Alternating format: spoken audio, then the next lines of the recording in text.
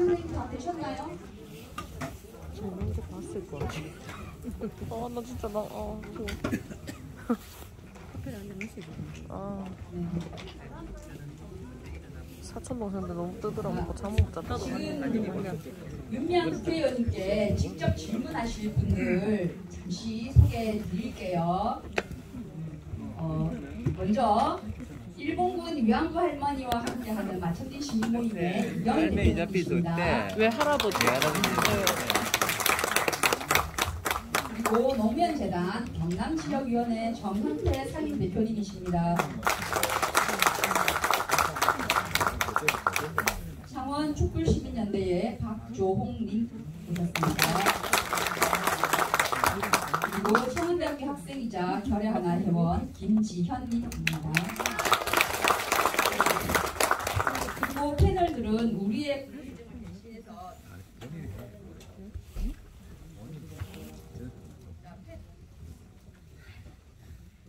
패널 분들은 우리의 궁금증을 대신해서 윤미향 국회의원님께 질문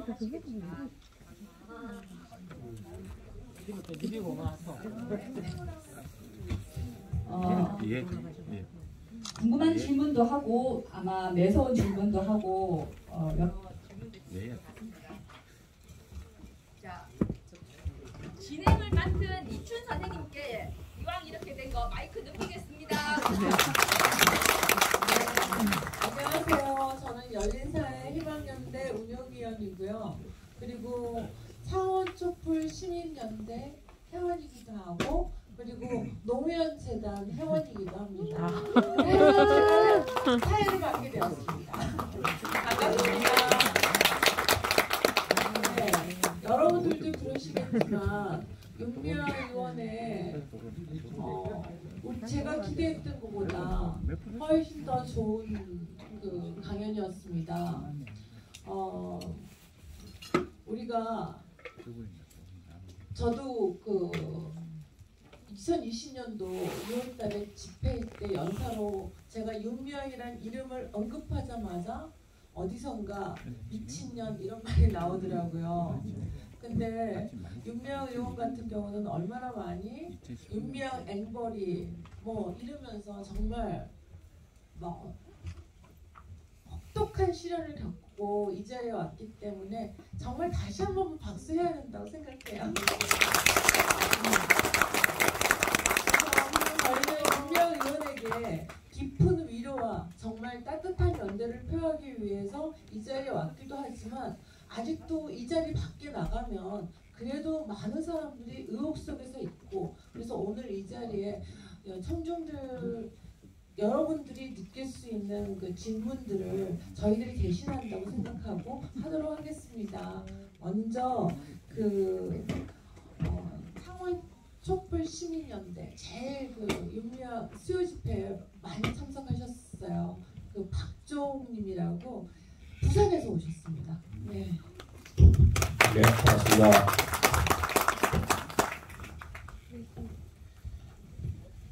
네, 안녕하세요. 저는 그 딴지일보 회원이면서 창원촛불연대 회원입니다. 그 대략 4년 전에 서울 수요 집회에서 윤미향님을 뵌 기억이 있습니다. 너무나 존경스럽고 감사한 마음이었습니다.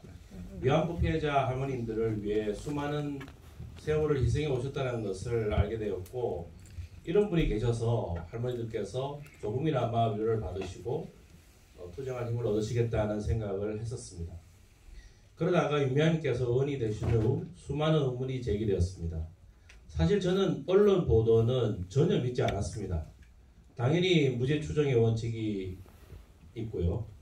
그리고 말은 보수지만 이익 집단인 자들과 말은 언론이지만 기간지 수준인 그런 것들의 주장은 전혀 믿을 수가 없는 것이었으니까요. 그런 어처구니 없는 상황을 마주하면서 그 윤미향 의원님께서 가장 걱정이 된 가족이 누구였을지 제가 질문하고 싶습니다. 모두 다 가족이 있습니다.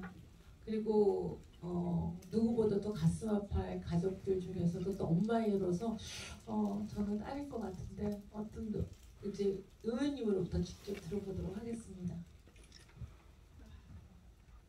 아유, 우는데. 예, 딸이었어요. 그러니까 가장 참 잔인한 거는 아는 것 같아요. 그들은 저에게 가장 약한 게 뭔지. 저는 아까도 이야기했지만 제가 이 위안부 운동한다고 결혼하고 나서 제 부모 생일도 제대로 챙긴 적이 없고요. 저희 아버지 칠순에도 가보지를 못했고 지역에 할머니 생신 챙기느라고 제 딸을 낳자마자 친정에 그냥 맡기고 따로 살았습니다. 저 혼자 살면서 활동한다고 일본이고 뭐 세계로 뛰어다녔고 전국으로 뛰어다녔고 제가 필요한 곳은 어디든지 오라고 했고 사실 해준 게 없었어요. 그러니까 얘를 그 1시간 음악학원에 딱 넣어놓으면 바이올린 갖고만 1시간 동안 선 상태에서 4살 때도 바이올린만 키고 피아노 학원에 들여놓으면 1시간 동안 피아노만 막 치고 아무 소리 나고 떼도 쓰지도 않고 집으로 오고 혼자 그것도 피아노 가방 큰 거를 챙겨서 오고 그렇게 제가 학교 입학할 때 제대로 가본 적이 없고 얘가 성적이 얼마나 되는지도 안 적이 없고 단지 피아니스트가 되고 싶다라고 했을 때 그 음악학원 보내준 거 한 달에 15만 원 해는 그냥 보통 음악학원 보내준 게 다였던 것 같아요. 근데 어느 날 자기가 대학생이 될 때 엄마 나 대학에 좀 같이 가죠. 그래서 데리고 간 것이 자기 어디에 응시했는데 경희대 응대에 넣었다라고 해서 처음으로 딸 손을 잡고 엄마 노릇을 했어요. 가서 면접을 보고 오디션을 보고 하는 기간 동안 기다리면서 야 나는 그냥 공짜로 엄마가 됐구나. 근데 정말로 그 합격을 하더라고요. 그리고 또 졸업을 하더니 대학을 졸업하더니 졸업식 때도 그날이 수요일이어서 수요시 막 참석하고 끝나고 갔더니 애들 다 졸업식 끝나고 사진 찍고 다 가고 지 혼자 달랑 나와서 그래도 사진은 찍었습니다. 기다리고 있어서 졸업식 하는 거 사진을 찍고 그리고 밥 먹고 오고 그랬는데 졸업하더니 유학을 가고 싶다고. 그런데 이제 돈이 그렇게 넉넉하게 없는 걸 아니까 기독교가 운영하는 학교에 자기가 반주를 하면서 반주 장학생이죠. 근로장학생 같은 거 그걸 하면서 기숙사도 전에 무료고 학비가 무료다. 그거를 응시해도 됐다라고 이야기를 해서 시카고 쪽으로 갔어요. 그리고 그 끝나더니 UCLA 대학원에 피아노 석사를 하고 싶다고.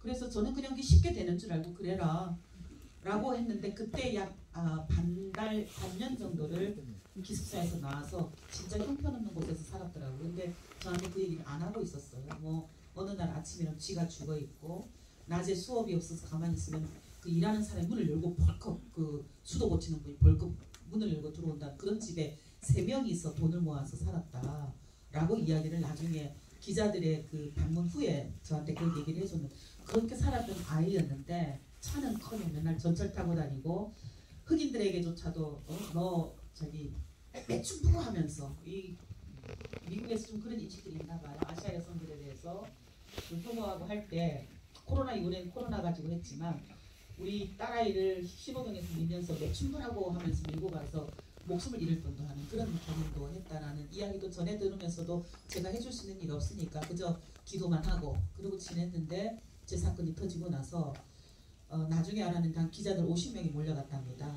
저도 그 시카고에 있는 대학을 가서 어떤 집에 살았냐, 자동차는 뭘 몰고 다녔느냐, 그리고 얘가 공부는 어쨌느냐 다 캐묻고 다니고 학교가 사생활이라고 이야기를 안 해주니까 교민 사회를 다 뚫고 다닌 거예요. 그래서 얘는 윤미향의 딸이라는 걸 이미 그 지역에 다 소문을 낸 겁니다. 온통 교민의 신문들은 여기보다 더 악하게 도배를 했어요. 윤미향이 돼서 뭐 거의 사탄 막이었습니다. 그 도배 교민들 그 언론가 여기에 윤미향에 대해서는. 그런데 제 딸이 윤미향에 따른 게 소문이 다 났고요. UCLA 대학원에도 그 얘를 굉장히 사랑했던 좋아했던 그 선생님이 계셨는데 그분에게까지 기자들이 메일을 해서 똑같은 방식 뭐 집은 어땠느냐, 차는 뭐뭐 다녔느냐, 성적은 어땠느냐 하니까 뭐 걸어 다녔고 전차 타고 다녔고 기숙사에 살았고 하니까 그냥 그런 애였네요 라고 갔는데 이미 덜 쑤셔진 거죠.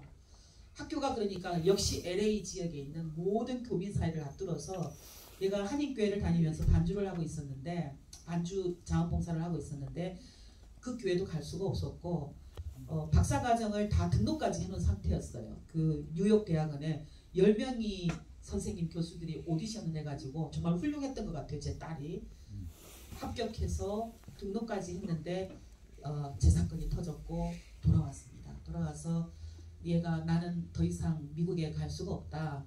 그래서 미국의 그 학교에 저는 입학을 포기하겠습니다라고 편지를 내고 등록금 환불 받고 한국에 살면서 그때 이미 우리 친구는 굉장히 큰 고통을 겪었고요. 인터넷에서 계속 그런 글을 마주했던 거예요. 제 딸이 이제 오디션 그 피아노과는 그걸 해야 돼요. 뭐죠? 공연을 졸업할 때도 없고 이 드레스를 입고 사진을 찍잖아요. 그걸 인터넷에 딱 게시해 놓고 정말 험악한 얘기입니다. 제가 그 최후 진술할 때 이 얘기를 했는데 윤미향 딸년 일본의 성매매 원정단으로 보내서 고통의 맛을 보게 하자 라는 사진과 글을 올려요. 그럼 그 밑에 나는 이런 년 조도 안 따먹어 라는 글들이 수도 없이 있는데 이거를 제 딸이 다 봤습니다. 그걸 보고 또 저도 모르게 고소를 했더라고요. 고소를 했는데 경찰에 갔는데 이게 성폭력으로 고소를 했는데 성폭력이 안 된답니다. 이놈의 법이 그게.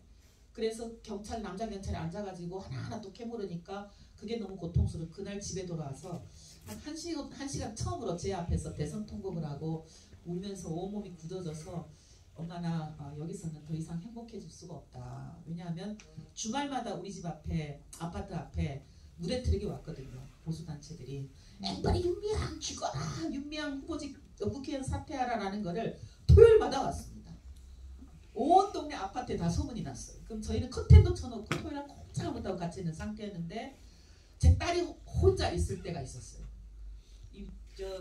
채널A 기자라고 제가 알고 있는데 건장한 기자 3명이 어떻게 그 중간에 비밀번호를 알고 들어왔는지 바로 현관문 앞까지 띵동띵동 누르고 말을 붙여대고 하니까 얘가 그래도 답은 있어서 그걸 영상으로 다 찍어서 그 기자들 얼굴을 다 찍어서 저한테 주긴 했습니다만은 그런 방식으로 견뎌했던 거예요. 자기 꿈도 포기해야 됐고 그래서 저는 여전히 제 딸에게는 여전히 죄인이고요.